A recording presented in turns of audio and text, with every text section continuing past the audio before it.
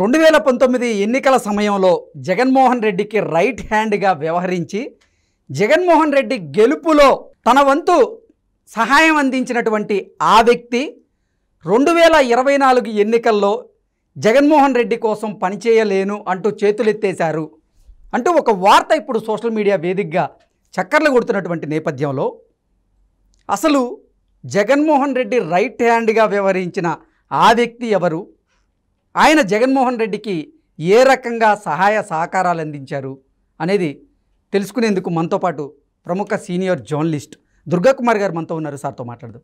Sir నమస్తే అండి. నమస్కారం కృష్ణ గారు, మన వీక్షకులు కూడా నమస్కారం. సార్ 2019 ఎన్నికల సమయంలో జగన్మోహన్ రెడ్డికి రైట్ హ్యాండ్గా వ్యవహరించి జగన్మోహన్ రెడ్డి గెలవడంలో తన సహాయ సహకారాలను అందించినటువంటి ఆ వ్యక్తి 2024 ఎన్నికల్లో జగన్మోహన్ రెడ్డి కోసం పనిచేయలేను అంటూ చేతులు ఎత్తేశారు అంటూ ఒక వార్త ఇప్పుడు సోషల్ మీడియా వేదికగా చక్కర్లు కొడుతూ ఉంది. ఇంతకీ జగన్మోహన్ రెడ్డి రైట్ హ్యాండ్గా వ్యవహరించిన ఆ వ్యక్తి ఎవరు, ఆయన అప్పుడు ఏ సహాయ సహకారాలు అందించారు, ఇప్పుడు ఎందుకు అందించలేను అంటూ చేతులు ఎత్తేశారు అంటే ఏం చెప్తారు? అంటే ఆంధ్రప్రదేశ్లో ప్రస్తుతం అధికారంలో ఉన్న యువజన శ్రామిక రైతు కాంగ్రెస్ పార్టీ అంతర్గతంగా కూడా ఇప్పుడు మీరు చెప్పినటువంటి ఆందోళన వాళ్ళు ఫేస్ చేస్తున్నారు. గతంలో లాగా మనకి ఈసారి గెలుపుకి మనకు ఒక అదృశ్య శక్తి గతంలో పనిచేసింది, ఇవాళ ఆ అదృశ్య శక్తి లేదు. మనం సొంతంగా ఇవాళ ముందుకు వెళ్లాల్సి వచ్చిన పరిస్థితి వచ్చింది. దీనికి తోడు ప్రభుత్వ వ్యతిరేకత వచ్చింది, 5 సంవత్సరాల తీవ్రమైన వ్యతిరేకత వచ్చింది.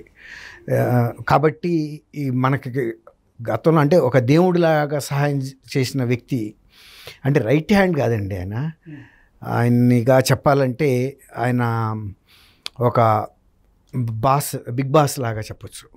అంటే ఆంధ్రప్రదేశ్ ప్రభుత్వం ఏర్పాటులో ఆయన ఒక అద్వితీయమైన పాత్ర పోషించాడు. ఒక దైవికంగా వచ్చి కనుక సహాయం చేస్తారు చూసారా, అలాంటి సహాయం వాళ్ళకి అందింది. అది మీరు అనుకుంటున్నట్టు ఆయనకి రైట్ హ్యాండ్ కాదు, ఆయనకన్నా పెద్ద శక్తి, అంటే ఒక అదృశ్య శక్తి, ఒక ఆకాశవాణిలాగా. ఆయన ఎవరో కాదండి, కేసీఆర్ గారు. ఆయనకి రైట్ హ్యాండ్ కాదు, ఆయనకు ఒక దైవం లాంటి వ్యక్తి, ఒక ఆకాశవాణిలాగా ఆయన్ని ఆయనే నడిపించాడు. అది 2019లో అసలు ఈ పార్టీకి గెలుపుకి కావాల్సిన ధైర్యాన్ని ఇచ్చి దానికి కావాల్సిన వ్యూహం కూడా ఇచ్చాడు ఆయన. దానికి కావాల్సిన ఆర్థికంగా సహాయం చేశాడు. తర్వాత పార్టీ పరంగా ఎవరెవరినైనా సరే వాళ్ళని బెదిరించో బామాలో వైఎస్ఆర్సీపీ తరపున మీరు వెళ్ళాలి పనిచేయాలని హైదరాబాదులో ఉన్న పారిశ్రామికవేత్తల్ని, పెద్ద పెద్ద వ్యాపారవేత్తల్ని, బిల్డర్స్ని, అంటే ఆంధ్రప్రదేశ్ మూలాలు ఉన్న వ్యక్తుల్ని ఆయన మీటింగ్ పెట్టి మీరు ఎట్టి పరిస్థితుల్లోనూ నాకు జగన్మోహన్ రెడ్డి గెలుపు నాకు ముఖ్యం కాదు, జగన్మోహన్ రెడ్డి గెలుపు కూడా నాకు సమానమైన ప్రాధాన్యత అంశం. కాబట్టి మీరు మీ సంస్థలో, మీ వ్యవస్థలో, మీ బిజినెస్లో ఇక్కడ నడవాలంటే అక్కడ నాకు వైఎస్ జగన్మోహన్ రెడ్డి గెలిచి తీరాలి. మీరు అవసరమైతే మీరు తెలుగుదేశంలో ఇప్పుడు ఉన్నారు కదా, మీరు ఇక్కడ రాజీనామా చేసేయండి.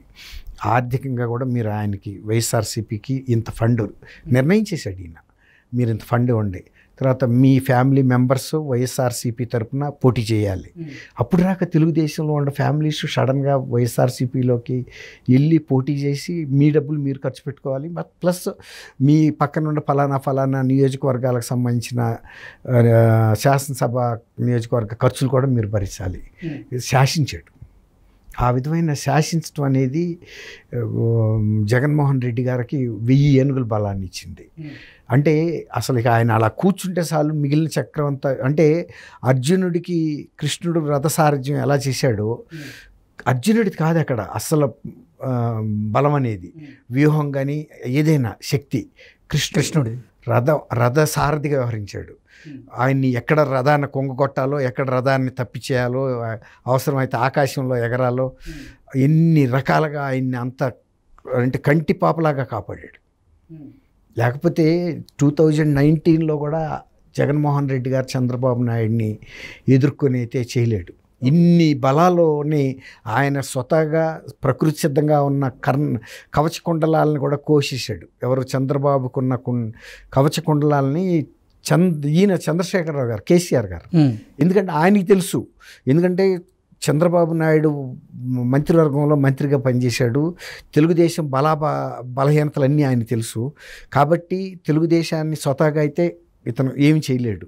కాబట్టి నేను తెలుగుదేశాన్ని ఉన్న బలాలని, ఇక్కడ హైదరాబాదులో ఉన్న బలాలని ఎట్టా కట్ చేసేసేయాలి, వీళ్లతోనే మళ్ళీ ఆ రథాన్ని, ఆ పల్లకీని ఎట్టా మోయించాలి. ఇక్కడ కట్ చేశాడు ఈయన బలాన్ని, ఆ బలాన్ని అక్కడ యాడ్ చేశాడు. ఆ వ్యూహం అసలు ఎవరికి తెలియదు. ఆంధ్రప్రదేశ్లో 2019లో జరిగిన వ్యూహం ఆ తర్వాత బయటకు వచ్చినాయి ఇవన్నీ. అప్పటికి సామాన్య ప్రజలకు తెలియదు. బాగా ముఖ్యులకి, రాజకీయ విశ్లేషకులు, లేకపోతే పత్రికా రంగాల్లోనూ, సినిమా రంగంలో ప్రముఖులకు తెలుసు, పారిశ్రామిక వర్గాల్లో వాళ్ళకి తెలుసు, కానీ కామన్ మ్యాన్కి తెలియదు. ఆ రకంగా జగన్మోహన్ రెడ్డికి ఏ సహాయం కావాలంటే ఆయన కోరుకుంటే ఆ అస్త్రం చేతిలోకి వచ్చేసేదండి. బ్రహ్మాస్త్రం కావాలంటే బ్రహ్మాస్త్రం, దివ్యాస్త్రం, అట్లా వర్షం కూర్చే అస్త్రాలు ఇవన్నీ ఉంటాయి కదా, అట్లా ఏది కోరితే అది ఆయన చేతిలో ఇట్ట పెట్టేశాడు. అట్లాంటి శక్తి కలిగిన కేసీఆర్ గారు ఈసారి ఎన్నికల్లో ఆయన ఇక్కడ ఓడిపోవటం, తర్వాత అనేక చిక్కుల్లో ఇరుక్కున్నాడు ఆయనే. ఇప్పుడు వాళ్ళ కుమార్తె కవిత గారు లిక్కర్ కేసులో జైల్లో ఉండటం, ఈ రకంగా ఆయన మీద కేసులు ఇక్కడ రావటం, ఈ ఫోన్ ట్యాపింగ్ కానీ ఇంకా అనేక కేసులు వస్తాయి. ఇది ఓన్లీ బిగినింగే, ప్రారంభమే. తర్వాత ఇంకా చాలా వస్తాయి.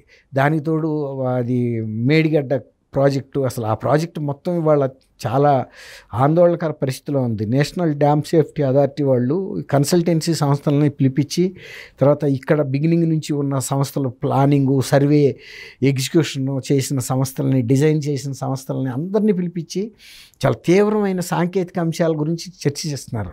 అసలు ఈ ప్రాజెక్టుని అసలు ఎట్లా కాపాడగలుగుతామా లేదా, ఒకవేళ కనుక కాపాడలేని పరిస్థితి వచ్చిందనుకోండి, ఇంతవరకు ఆ విధంగా భారతదేశంలో ఒక భారీ ప్రాజెక్టు ఫెయిల్ అయిన సందర్భం మనం చూడం. ఇంత సాంకేతికంగా అభివృద్ధి చెందిన తర్వాత కట్టింది. అసలు ఎప్పుడో సంజీవ్ రెడ్డి గారి టైంలో, బ్రహ్మానంద రెడ్డి గారి టైంలో, అంతకన్నా ముందు కట్టిన డ్యామ్లు, ప్రాజెక్టులు అద్భుతంగా పనిచేస్తున్నాయి. శ్రీశైలం, నాగార్జున సాగర్, విజయవాడ, ప్రకాశం బ్యారేజీ, అవన్నీ కూడా అద్భుతంగా. మరి ఇవాళకి తర్వాత ధవళేశ్వరం ప్రాజెక్టు, ఇవన్నీ కూడా బ్రహ్మాండంగా ఉన్నాయి. మరి ఇంత కొత్తగా లేటెస్ట్ టెక్నాలజీ వచ్చిన తర్వాత కట్టిన కాళేశ్వరం భారీ ప్రాజెక్టు మొత్తం అంతా కూడా ఒక సంక్షోభంలో పడిపోయింది. వాళ్ళు చర్చిస్తున్నారు వాటి మీద. ఈ చర్చలు అయిన తర్వాత అంతర్జాతీయ స్థాయి నిపుణులు కూడా మళ్ళీ పిలిపించాల్సిందే ఇది. ఎందుకంటే ఇది ప్రజల ప్రాణాలకి సంబంధించిన విషయం. ఎవరో చెప్పారని రాజకీయ ఒత్తిడులతో కనుక డ్యాము నీళ్ళు నింపారనుకోండి, అది కనుక వాషౌట్ అయిందంటే ప్రాణ నష్టం మన ఊహకు అందని విధంగా ఉంటాయి, ఆస్తి ప్రాణ నష్టాలు. సార్ 2019లో మరి జగన్మోహన్ రెడ్డికి సహాయ సహకారాలు అందించినటువంటి కేసీఆర్ గారు 2024లో జరగబోయేటువంటి ఎన్నికల్లో నేను మీకు సహాయ సహకారాలు అందించలేను అంటూ కూడా చేతులు ఎత్తేశారు అంటూ ఒక వార్త ఇప్పుడు సోషల్ మీడియాలో చక్కర్లు కొడుతుంది. ఏంటి సార్ పరిస్థితి, ఏముంది, ఎలా ఉంది? ముందే కనపడుతుంది కదండి సోషల్ మీడియాలో చక్కర్లు కొట్టే తర్వాత మాట. ఇప్పుడు కేసీఆర్ గారు ఎక్కడున్నాడు? ఆయన ముఖ్యమంత్రి పదవిలో ఉన్నాడా? తర్వాత వాళ్ళ అమ్మాయి కొడుకు మినిస్టర్గా ఉన్నాడా? మేనల్లుడు మినిస్టర్గా ఉన్నాడా? కూతురేమో ఇవాళ మరి జైల్లో ఉంది. ఇప్పుడు ఇవన్నీ కూడా చాలా సంక్షోభంకి సంబంధించిన అంశాలే కదా. తర్వాత ఇవాళ ఆయన ఇక్కడ శాసించగలడా? Revanth Reddy chief minister. ఇప్పుడు ఆయన ఫోన్ ట్యాపింగ్ కేసులో ఆయన మీద కూడా వచ్చే పరిస్థితే ఉంది. ఇప్పుడు తర్వాత జరగబోయేది అదే. ఇప్పుడు ఎవరో పై ఆదేశాలు లేకుండా పోలీస్ ఆఫీసర్లకి ఎందుకు చేస్తారు? పోలీస్ ఆఫీసర్లకి ఏం అవసరం ప్రతిపక్ష నాయకులు గురించి ట్యాపింగ్ పెట్టమని? రేవంత్ రెడ్డి ఆయన చేతిలో దెబ్బతిన్న వ్యక్తి, ఆయనకి తెలుసు ఈయన దెబ్బ తీపి ఎంత లోతుగా కొట్టాడు. కాబట్టి ఇప్పుడు రేవంత్ రెడ్డి ఉన్నప్పుడు ఇక ఆయన జగన్మోహన్ రెడ్డి గారికి ఏ విధంగా సాయం చేయగలడు? ఇప్పుడు గతంలో లాగా ఆంధ్రప్రదేశ్ ప్రజలను పిలిపించి ఇక్కడ పారిశ్రామికవేత్తలను శాసించలేడు కదా. ఆయన కుటుంబాన్ని ఆపద నుంచి బయట వేసుకోలేని పరిస్థితిలో ఆయన జగన్మోహన్ రెడ్డి అంటే ఆర్థికంగా ఏదన్నా సహాయ సహకారాలు అందించే ఆ పరిస్థితి ఏమైనా ఉంటుందంటారా? ఆర్థికంగా కూడా ఇవ్వడండి. ఆయన దగ్గర ఇవ్వని కాదు, ఇప్పుడు జగన్మోహన్ రెడ్డి దగ్గర లేకపోతే కదా ఇవ్వటానికి. ఇప్పుడు జగన్మోహన్ రెడ్డి గారి కన్నా కూడా జగన్మోహన్ రెడ్డి దగ్గర ఎక్కువ ఆస్తి ఉంది కాబట్టి ఈయన ఎందుకు ఇస్తాడు? ఇప్పుడు అవసరం లేదంటారు. అవసరం లేదు. అప్పుడు ఏమిటి అనుకున్నా అంటే ఈయన నేషనల్ లెవెల్లోకి వెళ్తా కాబట్టి జగన్మోహన్ రెడ్డి సహాయం కూడా అవసరం. ఇక వాళ్ళు ఆయన నేషనల్ లెవెల్కి వెళ్ళే పరిస్థితి లేదు. ఆయన ఆరోగ్యమే డోల్ డ్రమ్స్లో ఉంది, వయసు అయిపోతుంది, తర్వాత ఈ సంక్షోభ పరిస్థితుల్లో ముదిరిపోయినాయి. కాబట్టి అదే వాళ్ళకు కూడా వైఎస్ఆర్సీపీలో నాయకులకు కూడా ఆందోళన ఏంటంటే గతంలో జరిగిన మేళ్ళు ఏమి మనకి ఈసారి కేసీఆర్ గారి నుంచి అందవు. ఓకే, అది గాడ్ ఫాదర్ అండి ఆయన ఒక రకంగా చెప్పాలంటే.